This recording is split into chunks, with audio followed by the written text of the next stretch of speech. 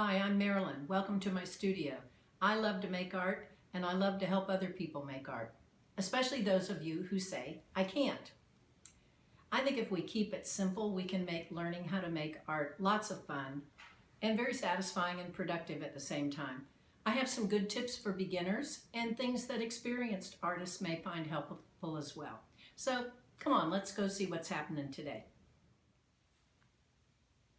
In this video, we're going to deal with page fright, also known as precious paper paralysis or blank space phobia, or just plain old fear of messing up. It's that feeling of panic you get when you're faced with a blank page in your beautiful sketchbook, and perhaps very expensive sketchbook. Well, I'm going to share 5 tips with you for pushing through the panic and getting to the fun. And stick around to the end because I have a bonus tip. Tip number 1, give yourself permission to create. You can make your very own creative license on the first page of your sketchbook, or drop it in your basket where you keep your sketching supplies. At the very least, hang it over your work table as a constant reminder that you have every right to play, and play by its very nature is messy. You can also use an artist's affirmation to fill some of that gorgeous white space. I know acrylic artists who actually write with paint on their canvas an affirmation that guides them through their work, and they paint right over top of it, and that very personal message is embedded in their work and kind of guides them. One of my favorite affirmations is from Erica Lancaster. It is, I am proud of my work and its wonderfully unique characteristics.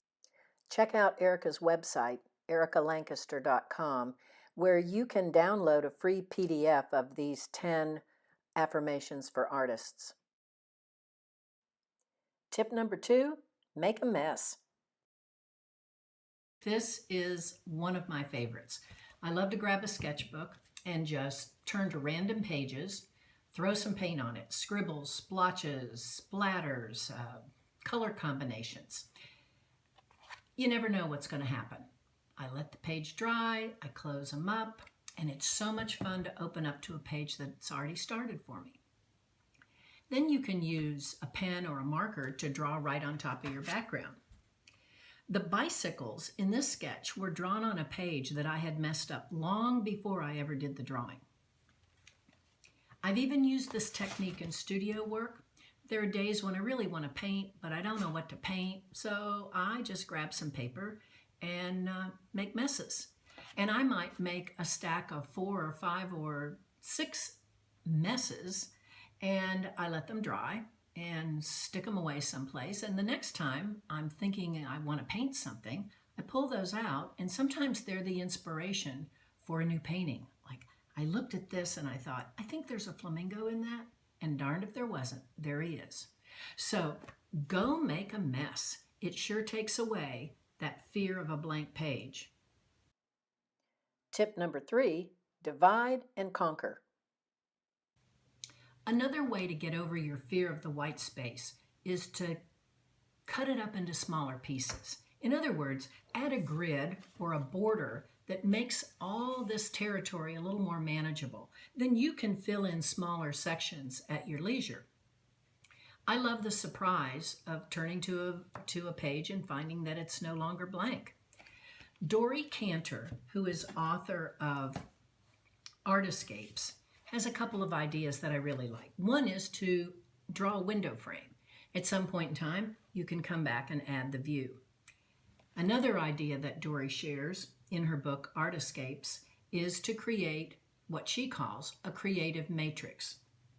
Categories down the side, times, places across the top, and then what happens at the intersection. So in this case, I did Saturday, Sunday. This was a creative matrix for a weekend. Sights, sounds, scents. Again, just another way of helping you get over that fear of a blank page.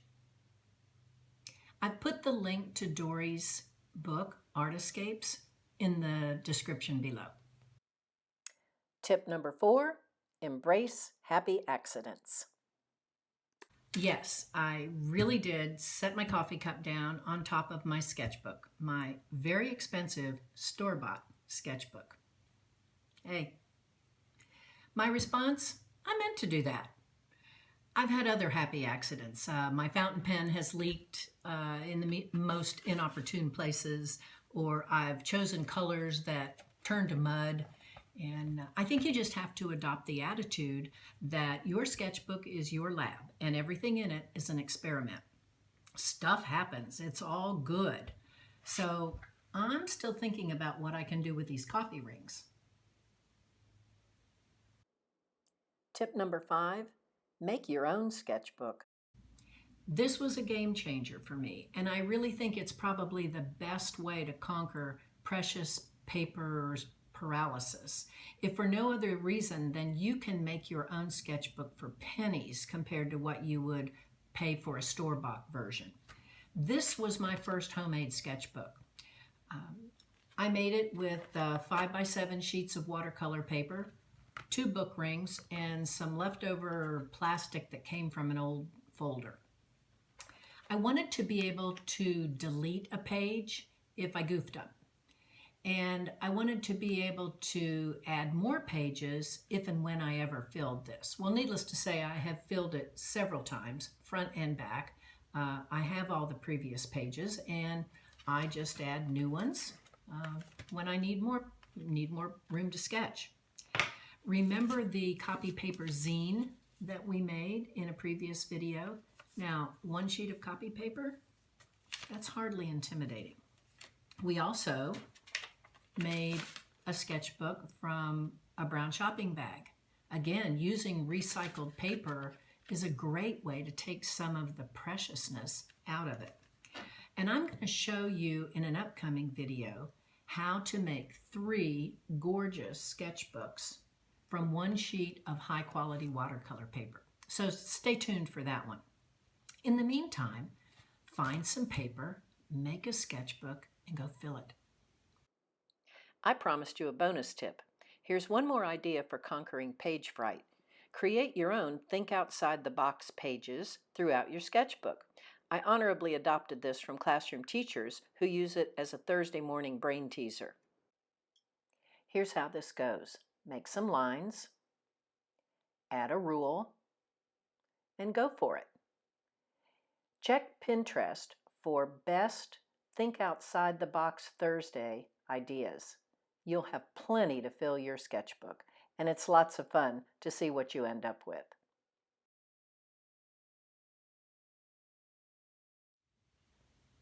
That's it for this lesson.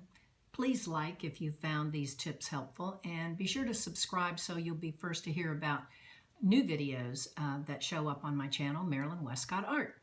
If you have questions, ask away in the comments section. I'll do my very best to answer. Stay tuned.